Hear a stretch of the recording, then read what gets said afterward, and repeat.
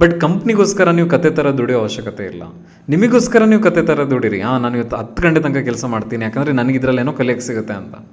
ನಾನು ಇವತ್ತು 10 ಗಂಟೆ ತನಕ ಕೆಲಸ ಮಾಡ್ತೀನಿ ಬಿಕಾಸ್ ನನಗೇನೋ ಕಲಿಯೋಕ್ಕೆ ಸಿಗುತ್ತೆ ಅಂತ. ನಾನು 10 ಗಂಟೆ ತನಕ ಕೆಲಸ ಮಾಡ್ತೀನಿ ಬಿಕಾಸ್ ನನ್ನ ಬಾಸ್ ಹೇಳ್ದ, ಇಲ್ಲ ನನ್ನ ಬಾಸಿಗೋಸ್ಕರ ಅಂತ ಅಲ್ಲ.